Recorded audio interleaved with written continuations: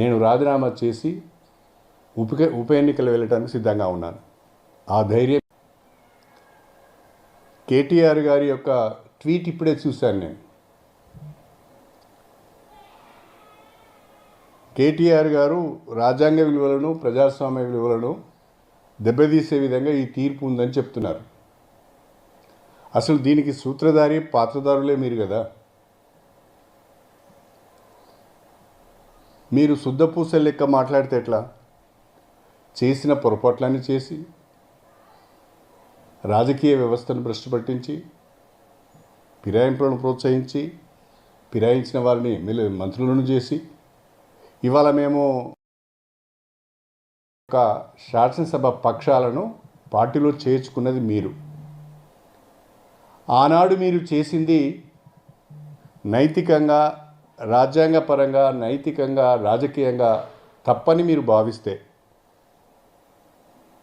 మీరు తెలంగాణ ప్రజలకు గతంలో నేను చేసింది పొరపాటు, నన్ను క్షమించండి అని మీరు ప్రజలను కోరితే మీకు కావాల్సింది నా రాజీనామే కాబట్టి మీరు తెలంగాణ ప్రజలకు క్షమాపణ చెప్పిన మరుక్షణమే నేను రాజీనామా చేసి ఉప ఎన్నికలు వెళ్ళటానికి సిద్ధంగా ఉన్నాను.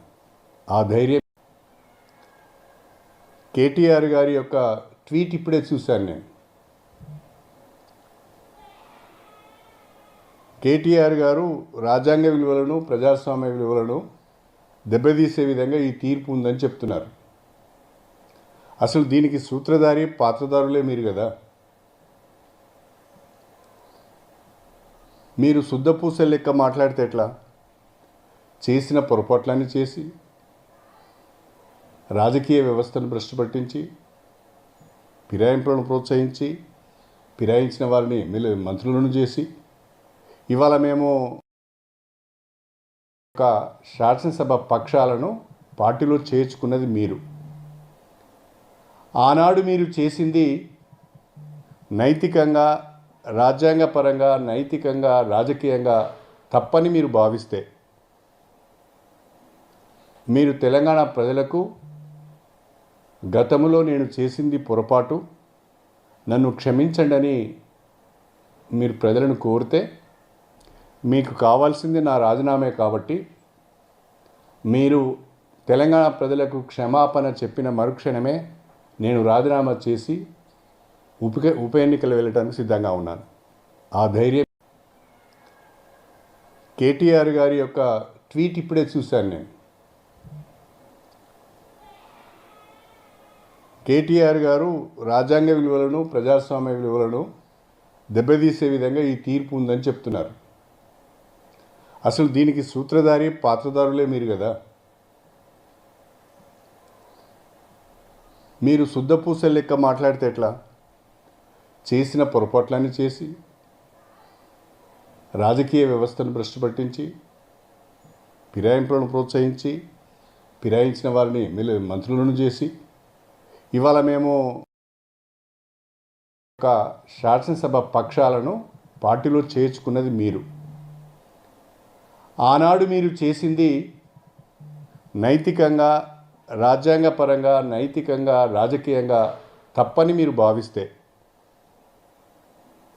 మీరు తెలంగాణ ప్రజలకు గతంలో నేను చేసింది పొరపాటు, నన్ను క్షమించండి అని మీరు ప్రజలను కోరితే మీకు కావాల్సింది నా రాజీనామే కాబట్టి మీరు తెలంగాణ ప్రజలకు క్షమాపణ చెప్పిన మరుక్షణమే నేను రాజీనామా చేసి ఉప ఎన్నికలు వెళ్ళటానికి సిద్ధంగా ఉన్నాను. ఆ ధైర్యం కేటీఆర్ గారి యొక్క ట్వీట్ ఇప్పుడే చూశాను నేను. కేటీఆర్ గారు రాజ్యాంగ విలువలను ప్రజాస్వామ్య విలువలను దెబ్బతీసే విధంగా ఈ తీర్పు ఉందని చెప్తున్నారు. అసలు దీనికి సూత్రధారి పాత్రధారులే మీరు కదా.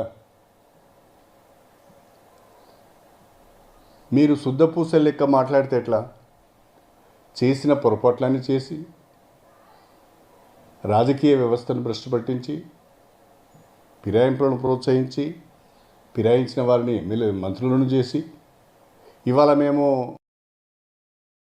ఒక శాసనసభ పక్షాలను పార్టీలో చేర్చుకున్నది మీరు. ఆనాడు మీరు చేసింది నైతికంగా, రాజ్యాంగపరంగా, నైతికంగా, రాజకీయంగా తప్పని.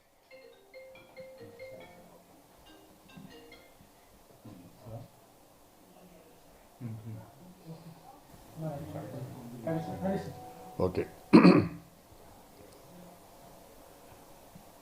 పార్టీ ఫిరాయింపులపై ఈరోజు తెలంగాణ శాసనసభ స్పీకర్ ఇచ్చిన తీర్పును స్వాగతిస్తున్నాను. ఫిరాయింపులకు సంబంధించి వాద ప్రతివాదనలు విన్న తర్వాత అందుబాటులో ఉన్న సాక్ష్యాలను పరిగణలోకి తీసుకొని, అదేవిధంగా ఫిరాయింపుల చట్టానికి సంబంధించిన అంశాలను కూడా పరిగణలోకి తీసుకొని స్పీకర్ గారు ఒక గొప్ప తీర్పుని ఈరోజు వెలువరించడం జరిగింది. దాన్ని నేను స్వాగతిస్తున్నాను. ప్రధానంగా బీఆర్ఎస్ పార్టీ ఎమ్మెల్యేలు మాకు వ్యతిరేకంగా వేసిన పార్టీ ఫిరాయింపుల పిటిషనే చట్టబద్ధం కాదు అనేది నా అభిప్రాయం. ఎందుకంటే బీఆర్ఎస్ పార్టీ నియమావళి ప్రకారము ఎవరైనా సభ్యులు పార్టీ ఫిరాయించినప్పుడు వారికి ముందుగా షోకాజ్ నోటీస్ ఇవ్వాలి, వారి నుండి వివరణ తీసుకోవాలి. నాకు సంబంధించినంతవరకు పార్టీ నాకు ఏ రకమైన షోకాజ్ నోటీస్ ఇవ్వలేదు, పార్టీ నా నుంచి ఏ రకమైన వివరణ అడగలేదు. కేసీఆర్ గారు ఎన్నడూ కూడా ప్రజల ముందుకు వచ్చి, మీడియా ముందుకు వచ్చి పార్టీ ఫిరాయింపులపైన మాట్లాడలేదు. ఒక మాటలో చెప్పాలి అంటే బీఆర్ఎస్ పార్టీ పరంగా పిటిషన్ వేయలేదు. బీఆర్ఎస్ పార్టీ పరంగా పార్టీ ఫిరాయింపుల ఆరోపణలు ఎదుర్కొంటున్న 10 మంది పైన ఎందుకు పిటిషన్ వేయలేదు అని చెప్పి నేను కేసీఆర్ని అడుగుతున్నా. మీరు ఎమ్మెల్యేల ద్వారా పిటిషన్ వేయించారు, పార్టీ పరంగా ఎందుకు వేయలేదు? అధ్యక్షునిగా మీరు ఎందుకు పిటిషన్ వేయలేదు అని నేను అడుగుతున్నా. రెండవది, మేము పార్టీ ఫిరాయించడమని మా పైన ఆరోపణ చేస్తున్న బీఆర్ఎస్ మొన్నటికి మొన్న జరిగిన శాసనసభ సమావేశంలో కూడా బీఆర్ఎస్ పార్టీ వర్కింగ్ ప్రెసిడెంట్ శాసనసభలో మా సభ్యుల సంఖ్య 38, దానికి అనుగుణంగా మాకు సమయం కావాలని అడిగారు. స్పీకర్ గారు ఇచ్చిన ప్రతి శాసనసభ సమావేశం తర్వాత స్పీకర్ గారు బులెటిన్ ఇస్తారు. ఆ బులెటిన్లో పార్టీల బలాబలాలు చెప్తారు. అందులో భాగంగా స్పీకర్ గారు ఇచ్చిన బులెటిన్లో కూడా బీఆర్ఎస్ పార్టీ సభ్యుల సంఖ్య వారు ఒకసారి 38 అని, మరొకసారి 37 అని చెప్పారు. అంతేకాకుండా పార్టీ ఫిరాయింపుల పిటిషన్ వేసిన తర్వాత కూడా బీఆర్ఎస్ పార్టీ ప్రతి నెల ఎమ్మెల్యేల నుండి 5,000 రూపాయల చొప్పున బీఆర్ఎస్ ఎల్పీకి సభ్యత్వం తీసుకుంటుంది. ఆ రకంగా పిటిషన్ వేసిన తర్వాత కూడా మా నుండి నెలకు 5,000 రూపాయల చొప్పున మా జీతం నుండి సభ్యత్వ రుసుము కింద తీసుకున్నారు, మా కాంట్రిబ్యూషన్ కింద తీసుకున్నారు. అన్నిటికీ మించి శాసనసభలో ఏనాడు కూడా బీఆర్ఎస్ పార్టీ ఏదైనా అంశం పైన ఒక విప్ జారీ చేసింది లేదు. ఆ విప్పును మేము ధిక్కరించింది లేదు. స్పీకర్ గారి పరిధిలో శాసనసభ సమావేశాలలో బీఆర్ఎస్ పార్టీకి వ్యతిరేకంగా పనిచేసింది లేదు. అలాంటప్పుడు మీరు పార్టీ నియమావళి పాటించకుండా, మాకు షోకాజ్ నోటీసులు ఇవ్వకుండా, మమ్మల్ని వివరణ అడగకుండా శాసనసభలో మా సభ్యత్వాన్ని తీసుకొని 38 మంది ఎమ్మెల్యేలు ఉన్నామని చెప్పి పార్టీ పరంగా పిటిషన్ వేయకుండా మీరు ఒక ఎమ్మెల్యేతో పిటిషన్ వేశారంటేనే మీకు ముందుగానే తెలిసిపోయింది మీరు వేసే అనర్హత పిటిషన్ పైన ఏమీ మెటీరియల్ లేదని. నేను ఈరోజు అడుగుతున్నా బీఆర్ఎస్ పార్టీ నాయకులను, నేను స్ట్రైట్గా కేసీఆర్ గారిని అడుగుతున్నా. పార్టీ ఫిరాయించిన వారు రాజీనామా చేయాలని అంటున్నారు. మేము బీఆర్ఎస్ పార్టీలోనే ఉన్నాము, బీఆర్ఎస్ నాయకత్వానికి దూరంగా ఉంటున్నాము, నియోజకవర్గ అభివృద్ధి కొరకు కాంగ్రెస్ ప్రభుత్వంతో కలిసి పనిచేస్తున్నామని చాలా స్పష్టంగా చెప్తున్నారు. అయినా మీరు మమ్మల్ని రాజీనామా చేయమని చెప్తున్నారు. కానీ నేను ఒక మాట కేసీఆర్ను సూటిగా అడగదలుచుకున్నా. 2014 నుంచి 2023 వరకు మీరు ముఖ్యమంత్రిగా ఉన్న సమయంలో ఎన్ని రాజకీయ పార్టీల నుంచి ఎంతమంది ఎమ్మెల్యేలను మీరు పార్టీలోకి తీసుకున్నారు? ఏ రకంగా మీరు పార్టీ ఫిరాయింపులను ప్రోత్సహించారు? అంతేకాకుండా పార్టీ ఫిరాయింపులను ప్రోత్సహించి వాళ్ళను మంత్రులుగా చేసిన చరిత్ర మీది. ఉమ్మడి ఆంధ్రప్రదేశ్లో జరగనన్ని పార్టీ ఫిరాయింపులు తెలంగాణ రాష్ట్రం ఏర్పడిన తర్వాత జరిగినాయి. పార్టీ ఫిరాయింపులకు సూత్రధారి మీరు, పార్టీ ఫిరాయింపులను ప్రోత్సహించింది మీరు.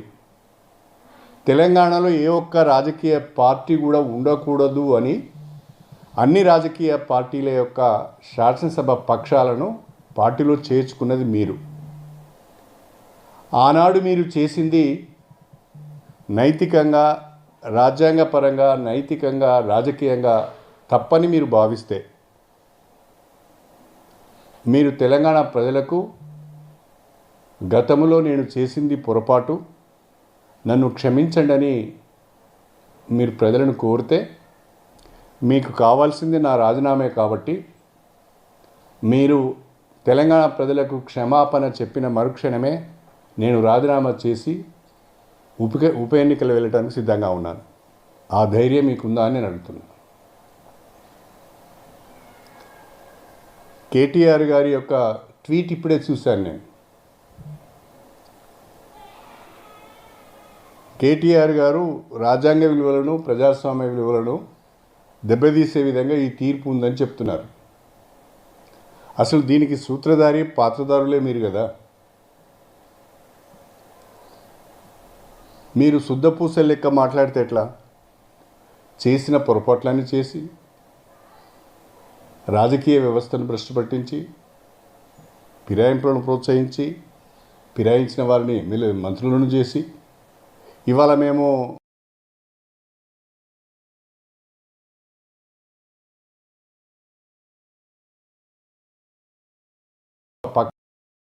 పక్షాలను పార్టీలో చేర్చుకున్నది మీరు. ఆనాడు మీరు చేసింది నైతికంగా, రాజ్యాంగపరంగా, నైతికంగా, రాజకీయంగా తప్పని మీరు భావిస్తే మీరు తెలంగాణ ప్రజలకు గతంలో నేను చేసింది పొరపాటు, నన్ను క్షమించండి అని మీరు ప్రజలను కోరితే మీకు కావాల్సింది నా రాజీనామే కాబట్టి మీరు తెలంగాణ ప్రజలకు క్షమాపణ చెప్పిన మరుక్షణమే నేను రాజీనామా చేసి ఉప ఎన్నికలు వెళ్ళడానికి సిద్ధంగా ఉన్నాను. ఆ ధైర్యం. కేటీఆర్ గారి యొక్క ట్వీట్ ఇప్పుడే చూశాను నేను. కేటీఆర్ గారు రాజ్యాంగ విలువలను, ప్రజాస్వామ్య విలువలను దెబ్బతీసే విధంగా ఈ తీర్పు ఉందని చెప్తున్నారు. అసలు దీనికి సూత్రధారి, పాత్రధారులే మీరు కదా. మీరు శుద్ధపూసల లెక్క మాట్లాడితే ఎట్లా? చేసిన పొరపాట్లన్నీ చేసి రాజకీయ వ్యవస్థను భ్రష్టు పట్టించి, ఫిరాయింపులను ప్రోత్సహించి, ఫిరాయించిన వారిని మంత్రులను చేసి, ఇవాళ మేము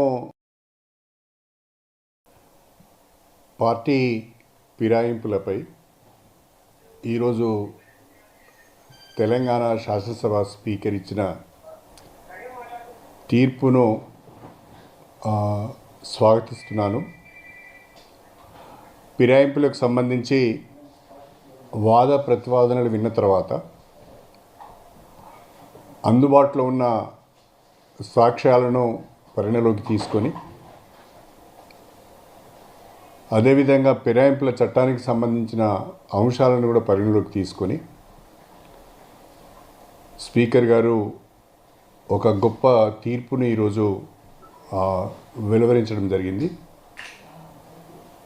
దాన్ని నేను స్వాగతిస్తున్నాను. ప్రధానంగా బీఆర్ఎస్ పార్టీ ఎమ్మెల్యేలు మాకు వ్యతిరేకంగా వేసిన పార్టీ ఫిరాయింపుల పిటిషనే చట్టబద్ధం కాదు అనేది నా అభిప్రాయం. ఎందుకంటే బీఆర్ఎస్ పార్టీ నియమావళి ప్రకారము ఎవరైనా సభ్యులు పార్టీ ఫిరాయించినప్పుడు వారికి ముందుగా షోకాజ్ నోటీస్ ఇవ్వాలి, వారి నుండి వివరణ తీసుకోవాలి. నాకు సంబంధించినంతవరకు